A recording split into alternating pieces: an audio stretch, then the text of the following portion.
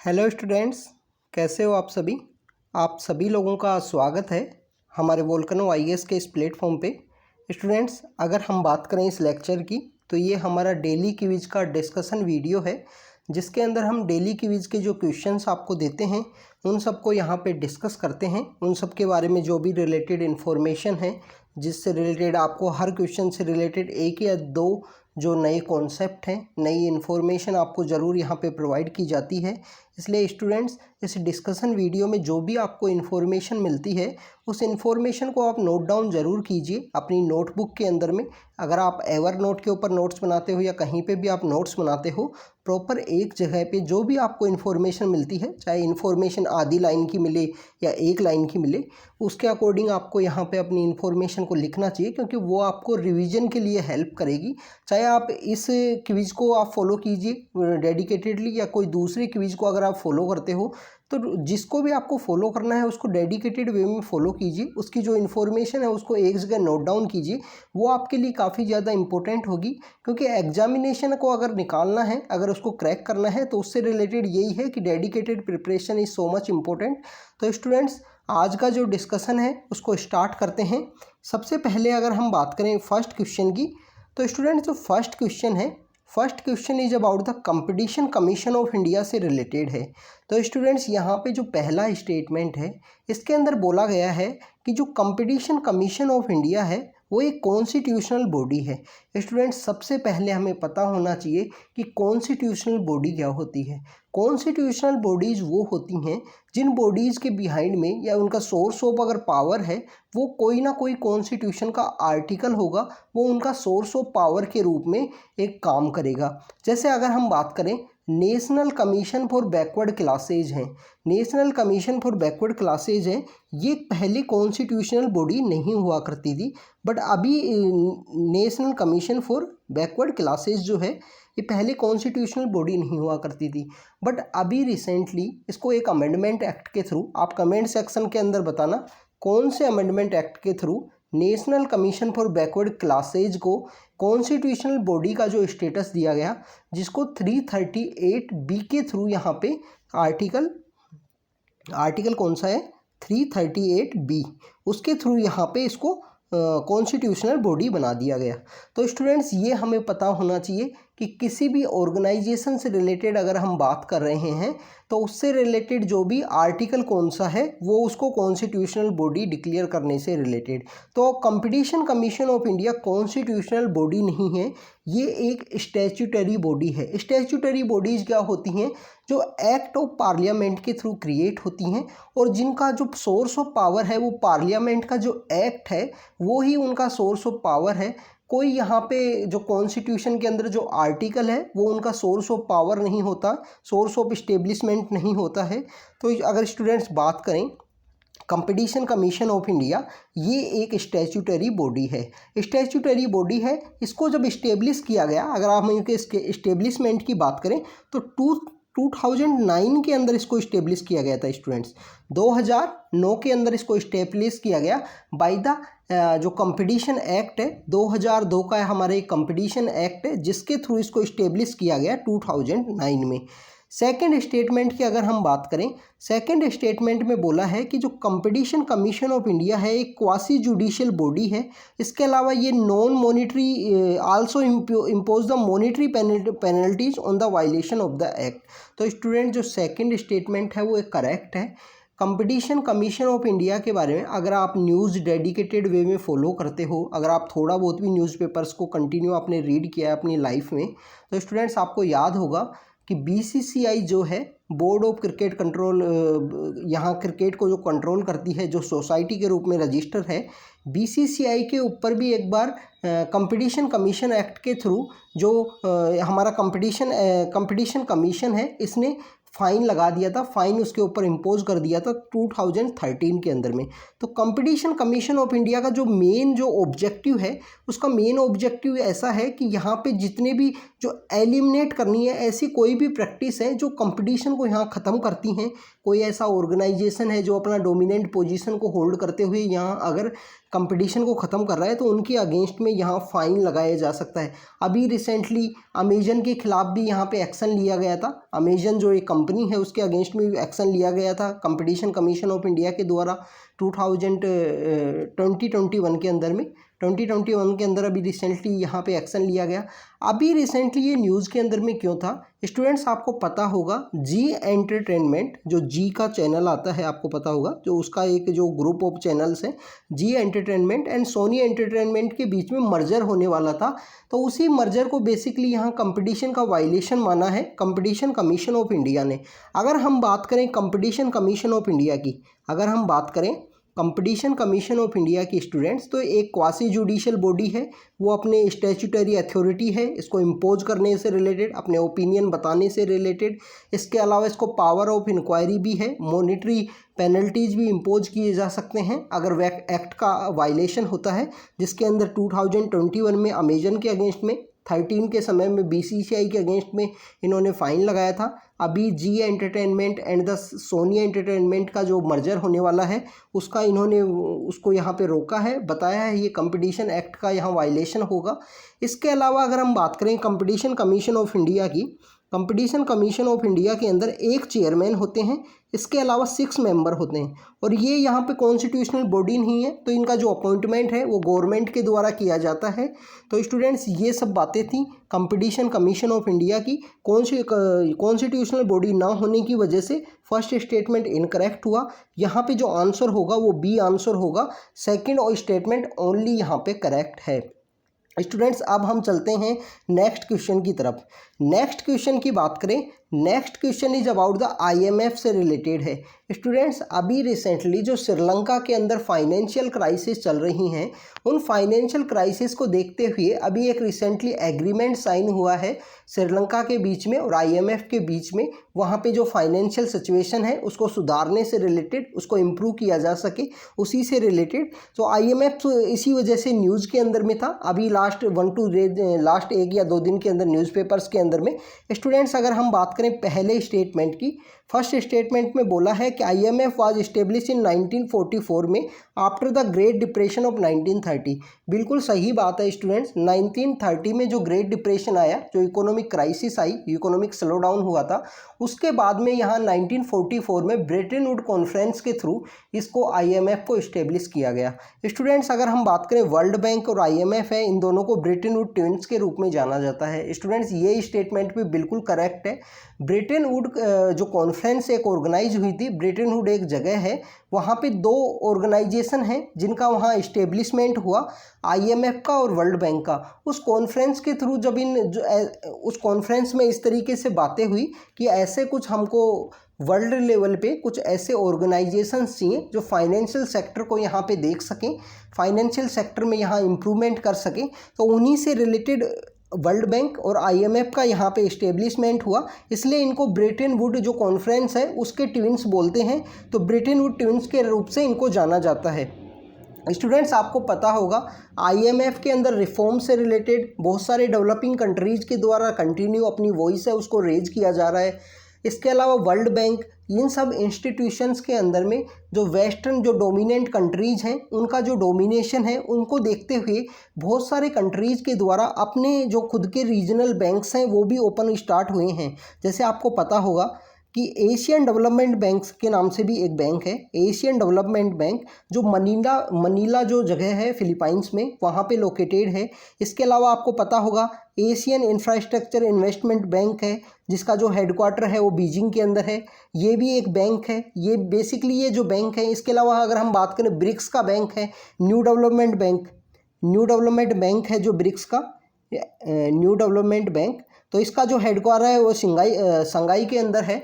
तो स्टूडेंट्स ये बहुत सारे जो फाइनेंशियल इंस्टीट्यूशंस जो इस्टेब्लिश हुए हैं लास्ट कुछ समय में, वो बेसिकली वहाँ पे जो IMF एंड वर्ल्ड बैंक के ऊपर में जो वेस्टर्न कंट्रीज़ का जो डोमिनेशन है वहाँ के एडमिनिस्ट्रेशन में, वहाँ पे किसको लोन देना है, कितना लोन जाएगा, इन सब के ऊपर वहाँ डोमिनेशन होने की वजह से बहुत सारे रीजनल कंट्रीज़ के द्वारा अपना जो बैंक है वो स्टार्ट किए गए हैं। स्टूडेंट्स इन बैंक से रिलेटेड क्वेश्चन पूछ लिए जाते हैं, जैसे AIIB है, एशियन इंफ्रास्ट्रक्चर इन्वेस्टमेंट बैंक, इससे रिलेटेड जो क्वेश्चन था एक स्टेटमेंट में पूछ लिया गया था 2019 के समय में। तो इन जो बैंक हैं, जो इंस्टीट्यूशंस हैं, इन सब के बारे में आपको पता होना चाहिए। इसके अलावा हम जब जो इंटरनेशनल इंस्टीट्यूशंस के जो हमारे लेक्चर्स हैं जिनके अंदर हमने बहुत सारे ऑर्गेनाइजेशंस को कवर किया है, तो आप वहाँ पे जाके भी इनको देख सकते हो।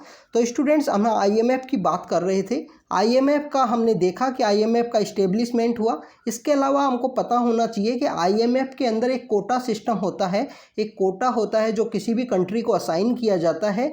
जब भी कोई कंट्री की वहाँ फाइनेंशियल डिफ़िकल्टी या फाइनेंशियल वहाँ सिचुएशन ख़राब होती है, तो कंट्री के द्वारा वहाँ अपने कोटा के सिस्टम को देखते हुए, अपने पूल सिस्टम को देखते हुए वहाँ से कंट्री के द्वारा जो पैसा है, जो मनी है, वो बोरो किया जा सकता है IMF से। तो स्टूडेंट्स यहाँ पे दोनों स्टेटमेंट करेक्ट हैं, तो यहाँ पे जो आंसर होगा वो यहाँ पे होगा C आंसर। अब हम चलते हैं स्टूडेंट्स नेक्स्ट क्वेश्चन की तरफ। Next question is about the Red Sea से रिलेटेड क्वेश्चन पूछा है कि इनमें से कौन कौन से कंट्री हैं जो रेड सी का पार्ट नहीं है। इसमें पूछा है कि कौन नॉट शेयर, अपनी जो कोस्ट है, अपनी जो बाउंड्री है वो नहीं शेयर करते हैं रेड सी के साथ में, इनमें से कौन से कंट्री हैं। तो स्टूडेंट्स आपको पता होना चाहिए रेड सी की जो सिचुएशन है, जो पोजीशन है, जो ग्लोबल पोजीशन कहाँ पे है, उस सबसे पहले तो आपको उसके बारे में पता होना चाहिए। अगर स्टूडेंट्स हम रेड सी की बात करें, जो हमारा मिडिल ईस्ट का जो एरिया है, जो हमारा मिडिल ईस्ट का एरिया है और अफ्रीका जो कॉन्टिनेंट है, उसके बीच में जो रीजन है वहाँ पे रेड सी लोकेटेड है। तो रेड सी से जो बाउंड्री शेयर करते हैं, अगर हम एशियन साइड से बात करें या मिडिल ईस्ट के साइड से बात करें, तो यमन और सऊदी जो कंट्री हैं, Saudi Arabia and the Yemen जो हैं, वो यहाँ पे बाउंड्री शेयर करते हैं रेड सी के साथ में। अगर अफ्रीका से हम बात करें तो स्टूडेंट्स आपको देखने को मिलेगा जो रिफ्ट वैली के जो कंट्रीज़ हैं, बेसिकली यहाँ इजिप्ट है, सूडान है, इरीट्रिया है, जिबूती है। तो यहाँ जिबूती है, सूडान है, इजिप्ट है, ये सब कंट्रीज़ है जो अपना रेड सी के साथ में बाउंड्री शेयर करते हैं। तो ओमान बेसिकली यहाँ पे बाउंड्री शेयर नहीं करता है। तो ओनली 2 यहाँ पे आंसर होगा स्टूडेंट। तो यहाँ पे जो है सी आंसर है। इसके अलावा स्टूडेंट्स आपको पता होना चाहिए कि रेड सी और जो गल्फ़ ऑफ आदेन है, Red Sea and the Gulf of Aden, Gulf of Aden है, गल्फ़ ऑफ आदेन के बीच में जो कनेक्ट करता है इन दोनों को, रेड सी को एंड गल्फ़ ऑफ आदेन को, तो उस स्ट्रेट का नाम जो है बेब अल मंदाब उस स्ट्रेट का नाम है स्टूडेंट्स। इसके अलावा रेड सी में हाई हीट होने की वजह से, टेम्परेचर रेड सी के अंदर ज़्यादा होने की वजह से आपको जो रेड सी में सैलिनिटी है वो भी आपको ज़्यादा देखने को मिलेगी। तो रेड सी के बारे में ये कुछ बातें थी students. Gulf of Aden and Red Sea को जो कनेक्ट करती है उस स्ट्रेट का नाम क्या है, बेब अल मंदाब नाम से वो स्ट्रेट है। तो स्टूडेंट्स यहाँ पे सी आंसर करेक्ट होगा। अब हम ये बेसिकली जो लोकेशन बेस्ड क्वेश्चंस हैं, इन सब के बारे में आपको प्रैक्टिस होनी चाहिए। जैसे हम कैस्पियन सी की बात करें, रेड सी की बात करें, ब्लैक सी की बात करें, इन सी से कौन कौन से कंट्रीज़ हैं वो अपनी बाउंड्री शेयर करते हैं, उन सब के बारे में आपको पता होना चाहिए स्टूडेंट्स। यहाँ से क्वेश्चन ज़रूर आते हैं यूपीएससी में, जो place in news and the fact in news से रिलेटेड 2-3 क्वेश्चंस होते हैं हर साल प्रीलिम्स के अंदर में। तो यहाँ से क्वेश्चन श्योर होते हैं, आप इनका प्रैक्टिस ज़रूर कीजिए अच्छे से स्टूडेंट्स। अब हम चल रहे हैं नेक्स्ट क्वेश्चन की तरफ। Next question is about the स्पर्श पोर्टल से रिलेटेड है। यहाँ पूछा है कि स्पर्श पोर्टल है जो किस चीज़ से रिलेटेड है। तो स्टूडेंट्स ये एक पेंशन पोर्टल है जो मिनिस्ट्री ऑफ डिफेंस के अंडर में आता है। ये इंटीग्रेटेड सिस्टम ऑफ ऑटोमेशन से रिलेटेड है, जिसके अंदर जो sanction and the disbursement of the defence sector से रिलेटेड जो पर्सनल्स हैं उनकी पेंशन का यहाँ पे उन लोगों को सेंड करने से रिलेटेड है। तो यहाँ पे जो आंसर होगा वो ए आंसर होगा स्टूडेंट्स। अगर हम बात करें कि जो uniform assignment and the portal in the school education system में है, तो रिसेंटली हमने देखा जो परख पोर्टल है, परख नाम से जो पोर्टल है वो लॉन्च किया गया था। स्कूल एजुकेशन में जो नेशनल अचीवमेंट सर्वे है, वहाँ पे जो स्कूल एजुकेशन में जो असाइनमेंट्स होते हैं उन सबको यहाँ पे यूनिफॉर्म वे में कंडक्ट कराने से रिलेटेड। अभी हम चलते हैं स्टूडेंट्स नेक्स्ट क्वेश्चन की तरफ से। तो यहाँ जो स्पर्श पोर्टल का जो आंसर है वो ए आंसर है। ये एक पेंशन पोर्टल है डिफेंस पर्सनल्स का, जो डिफेंस सेक्टर से रिलेटेड जो लोग हैं उनका है, उनका पेंशन वहाँ उनको डिस्ट्रीब्यूट करने से रिलेटेड है। Students next question is about the Maharaja Shivaji Maharaj से रिलेटेड है, जो छत्रपति शिवाजी थे उनसे रिलेटेड है। फर्स्ट स्टेटमेंट में पूछा है कि he laid down the foundation of Maratha empire. तो स्टूडेंट्स ये बिल्कुल करेक्ट बात है। 1974 के समय में इनका कोरोनेशन होता है। इनका जो ये सिंहासन के ऊपर बैठते हैं उस समय में इन्होंने जो छत्रपति का जो टाइटल था, इसके अलावा और भी बहुत सारे जो टाइटल थे वो इन्होंने अज्यूम किए। इनका जो कोरोनेशन था वो कहाँ पे हुआ था स्टूडेंट्स? रायगढ़ नाम की एक जगह है। रायगढ़ जो जगह है वो महाराष्ट्र के अंदर लोकेटेड है। तो वहाँ पे 1974 के समय में इनका कोरोनेशन हुआ था। 1974 के समय में, इससे पहले भी ये किंग के रूप में तो काम कर ही रहे थे, पर मराठा एम्पायर का जो फाउंडेशन है वो उन्होंने उस समय में रखा था। His administration was inspired from the Deccan style of administration. बिल्कुल सही बात है स्टूडेंट। जैसे अष्टपट्टी का जो कॉन्सेप्ट था और भी बहुत सारे ऐसे इनके एडमिनिस्ट्रेशन में जो सिस्टम थे, जो इन्होंने बहुत सारे ऐसे किंगडम्स हैं जहां अच्छे अच्छे वे में गुड जो प्रैक्टिस है, जो प्रैक्टिस की जाती थी एडमिनिस्ट्रेशन में, वो इन्होंने वहाँ से बोरो की थी। जैसे इंडियन कॉन्स्टिट्यूशन के अंदर बहुत सारी चीज़ें जो बाहर से बोरो की गई हैं, इसी तरीके से इन्होंने जो अहमदनगर में मलिक अंबर थे उनके द्वारा जो एडमिनिस्ट्रेशन का सिस्टम था वो इन्होंने अडॉप्ट किया था।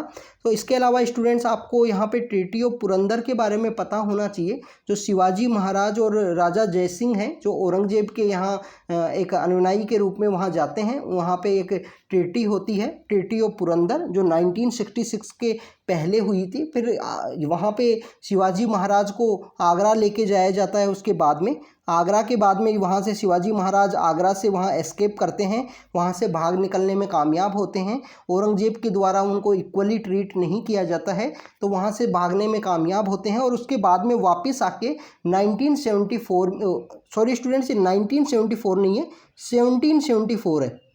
1774 के समय में फिर ये अपना वहाँ पे इस्टेब्लिशमेंट करते हैं, वहाँ पे अपना जो किंगडम है उसका जो फाउंडेशन है वो लेट डाउन करेंगे। तो ये शिवाजी महाराज के बारे में कुछ बातें थी जो हमने देखी। तो यहाँ पे जो आंसर है वो यहाँ पे सी आंसर होगा, यहाँ पे सी आंसर है। दोनों यहाँ पे जो स्टेटमेंट हैं वो करेक्ट हैं शिवाजी महाराज से रिलेटेड। तो स्टूडेंट्स ये हमारा आज का क्विज का डिस्कशन था। इनमें मैंने जो 5 क्वेश्चन है वो डिस्कस किए।